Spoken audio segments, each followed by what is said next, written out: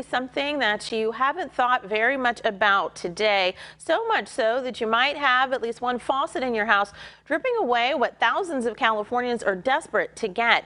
Advocates who believe there shouldn't be any Californians struggling to get what should be a human right plan to take their message to the state capitol this week. One of them is Susana de Anda, who is with me now live. She is the executive director and co-founder of the Community Water Center. Welcome to Fox 40 News at 11.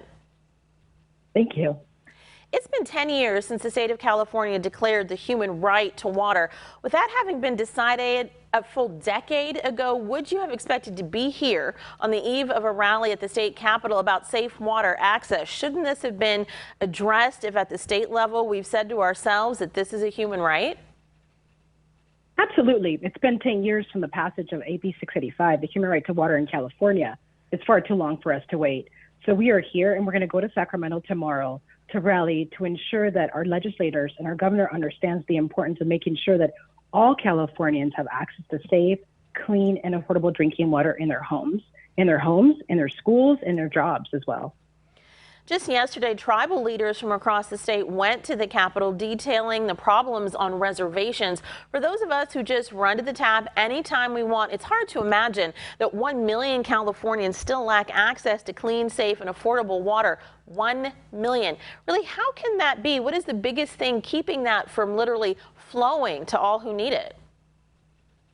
You're absolutely correct. We have over 1 million Californians that on a daily basis are exposed to toxic water. And the reality is it's because we haven't invested in our communities for a long time. We've excluded a water planning with our communities and targeted funding. And I think now is the time to ensure that we pass better legislation to build the dream, to deliver on the dream of the human right to water and ensure that everyone has safe drinking water from their taps.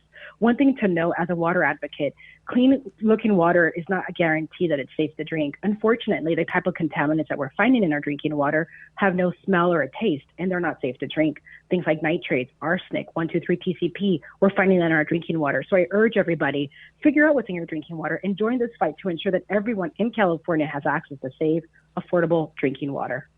One issue you plan to bring to lawmakers tomorrow is what your coalition calls the need to stop short-term water fixes. One example of that you point to is bottled water being delivered to communities when their wells have dried by what you say is overpumping of groundwater. Where is that happening?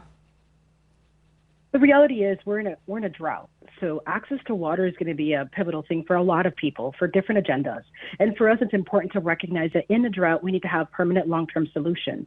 AB 2201 would be a bill that puts more oversight on drilling of new wells to ensure that if you're going to have a new well, let's make sure it doesn't have a negative consequence in a nearby system or a potable drinking water source nearby. It's really important that we're mindful of how we drill into our aquifers. The other thing is really important that as we deliver on the human right to water, affordability of water is also key. Many of our families are paying twice for water. They're paying for a toxic water bill that they only use for flush their toilets and for cooking. For washing their dishes. And on top of that, have to buy alternative water supply for cooking to make sure that their kids don't swallow the water they use to brush their teeth. So there's constant stress, and our hardworking families are paying some of the highest water rates for toxic water. And for that, we want to make sure that we call attention to SB 222, which would create a low-income rate assistance program so that families have the support they need for these high expensive water rates.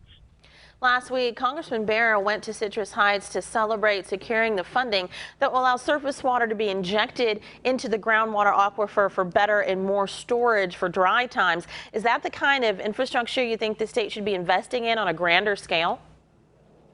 I think we need to look at multiple options, not just one option. We need to make sure that we protect our groundwater and that we have better recharge. It's important to note that over 90% of Valley residents rely only on groundwater. So projects that do recharge obviously are going to help us, but that's just one way. I think it's also really important that we conserve water, and then more importantly, that we prioritize resources for residents that don't have safe drinking water now. So in the midst of a drought, so that means providing bottled water, tanked water, so that we have constant water flowing in our homes. Let's remember, we're still in a pandemic, so we need to ensure that all families in California have running water, and ultimately all families need to have safe drinking water in their homes. The U.S. Senate just took a massive step forward when it comes to combating climate change, combating some of the conditions producing drought and reducing available water here in California. We're talking $25 billion for conservation and coastal restoration. With this Senate vote, likely passage in the House and likely signage by the president, some might say that federal investment will bring solutions right to us. Rallying at the Capitol isn't what's needed. What would you say to those folks about what happens here if solutions aren't found at all levels? I think it's important to work in our state. It's important to work locally, and it's important to leverage resources here. So it's important that we do hold our legislators accountable in California. California has a huge public health threat condition when it comes to drinking water.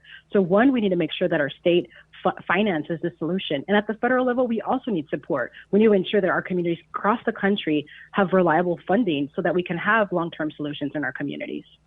All righty, Susana de Anda, that rally set for tomorrow at the state capitol. Thank you so much for joining us this morning. Thank you.